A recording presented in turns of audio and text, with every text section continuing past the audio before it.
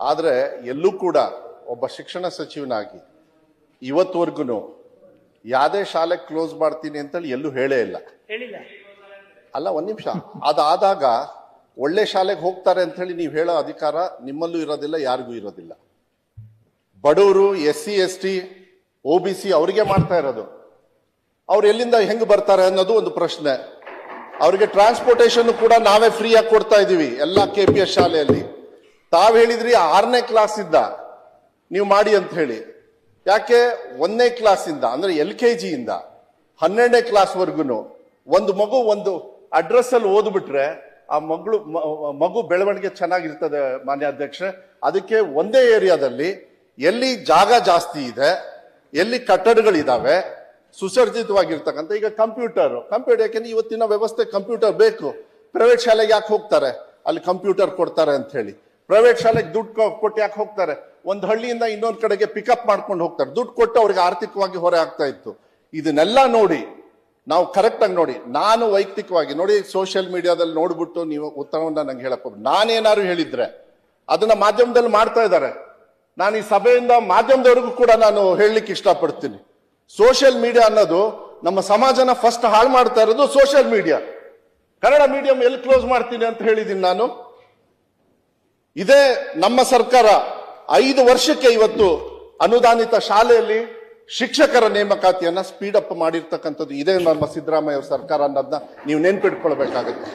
ನೀವು ಮಾಡಿಲ್ಲ ಅಂತ ನಾನು ಅದನ್ನ ದ್ವೇಷ ಮಾಡೋದಿಲ್ಲ. ನಮಗೆ ಅವಕಾಶ ಸಿಕ್ಕಿದೆ, ಕನ್ನಡದ ಬಗ್ಗೆ ನಮಗೆ ಪ್ರೀತಿ ನನಗೆ ಗೊತ್ತಿದೆ. ಸರ್, ಒಬ್ಬ ಮಗು ಇದ್ರೇನು ಕೂಡ ಒಂದು ಟೀಚರ್ ಕಡ್ಡಾಯವಾಗಿರ್ತಾರೆ, ಒಳ್ಳೆ ಬಿಲ್ಡಿಂಗ್ ಇರುತ್ತೆ, ಮಿಡ್ ಡೇ ಮೀಲ್ಸಿಗೂ ಕೂಡ ಒಂದು ವ್ಯವಸ್ಥೆ ಆಯಾ ಯಾರ್ಯಾರು ಇರಬೇಕು ಅದು ಕಡ್ಡಾಯವಾಗಿರ್ತಾರೆ.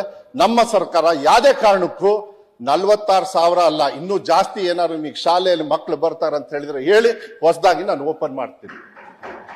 ಆದ್ರೆ 12,000 ಮಕ್ಕಳು, ಯಾಕಂದ್ರೆ 12,000 ಮಕ್ಕಳು 1,200 ಮಕ್ಕಳು ಒಂದೇ ವ್ಯವಸ್ಥೆಯಲ್ಲಿ ಓದಿದಾಗ ಅವ್ರ ಕ್ವಾಲಿಟಿ ಚೆನ್ನಾಗಿ ಬರ್ತದೆ.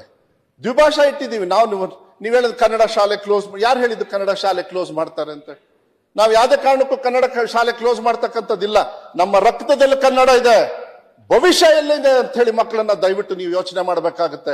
ಇವತ್ತು ಬೇರೆ ಬೇರೆ ಸಂದರ್ಭದಲ್ಲಿ ನಾನು ಅದನ್ನ ಬೇರೆ ಸಂದರ್ಭದಲ್ಲಿ ನಾನು ಚರ್ಚೆ ಮಾಧ್ಯಮದಲ್ಲಿ ನಾನು ಎಷ್ಟೊಂದು ಸತಿ ಹೇಳಿದ್ದೀನಿ. ನಾನು ಮನ್ಸಿಗೆ ನೋವಾಗುತ್ತೆ ಅಧ್ಯಕ್ಷರೇ.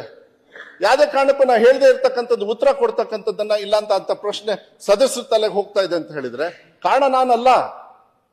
ನಾನು ಕ್ಲೋಸ್ ಮಾಡ್ತಕ್ಕಂಥ ಪರಿಸ್ಥಿತಿನೂ ಇಲ್ಲ. ಹಣ ವ್ಯವಸ್ಥೆ ಎಲ್ಲಿ ಅಂತ ಹೇಳಿದ್ವಿ. ನಾವು ಘೋಷಣೆ ಮಾಡಿದ್ದು 500 ಶಾಲೆ. ಆದ್ರೆ ಇವತ್ತು ನನಗೆ ಬಹಳ ಸಂತೋಷ ಇದೆ, ಹೆಮ್ಮೆ ಇದೆ.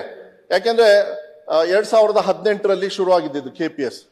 ನಿಮ್ಮ ತಲೆಮನೆ ಸದಸ್ಯರು ಪೂಂಜಾ ಅವರು ಇರ್ಬೋದು, ನಿಮ್ಮ ಸುನೀಲ್ ಅವರು ಇರ್ಬೋದು, ಶಿವಲಿಂಗೇಗೌಡರು ನಮ್ಮ ಕಡೆಯವರು, JDS ಸದಸ್ಯರು, ಅವರೆಲ್ಲರೂ ಏನಂದ್ರು ಗೊತ್ತಾ ಸರ್? ಚಿಕ್ಕ ಶಾಲೆನ ಮರ್ಜ್ ಮಾಡಿ ಕ್ಲೋಸ್ ಮಾಡಿ ಅಂದ್ರು. ಇನ್ನು ಏನಾದ್ರು ಹೇಳ್ಬೇಕಂದ್ರೆ ಮಧ್ಯಪ್ರದೇಶದಲ್ಲಿ ನಿಮ್ಮ ಸರ್ಕಾರ ಎಷ್ಟು ಮಾಡಿದೆ ಅಂತ ಹೇಳಿ ನಾನು ಚರ್ಚೆ ಮಾಡೋದಕ್ಕೆ ಹೋಗೋದಿಲ್ಲ. ನಾನು ಕೊಡ್ಬೋದು, ಆದ್ರೆ ನಾನು ವರಿಡ್ ಅಬೌಟ್ ನಮ್ಮ ಕನ್ನಡ ಮಾಧ್ಯಮ ಇರ್ಬೋದು, ನಮ್ಮ ಕನ್ನಡಿಗರ ಮಕ್ಕಳ ಒಂದು ಭವಿಷ್ಯಕ್ಕೆ ನಾನು ಈ ಇಲಾಖೆನ ನಡೆಸ್ತಾ ಇದ್ದೀನಿ. ಅದು ನಮಗೆ ಬಹಳ ಮುಖ್ಯ ಆಗುತ್ತೆ. ಅದ್ರ ಮೇಲೆನೆ ನಾನು ನಡೆಸ್ತೀನಿ. ಬಡವರಿಗೂ ಕೂಡ ಒಂದು ಕಡೆಗೆ ಒಳ್ಳೆ ಒಂದು ಶಿಕ್ಷಣ ಕೊಡುತ್ತೆ ಅಂತ ಹೇಳಿದ್ರೆ ಟ್ರಾನ್ಸ್ಪೋರ್ಟೇಶನ್ ಕೊಟ್ಕೊಂಡು ಮಾಡಬಾರ್ದ ಮಾನ್ಯ ಅಧ್ಯಕ್ಷೆ?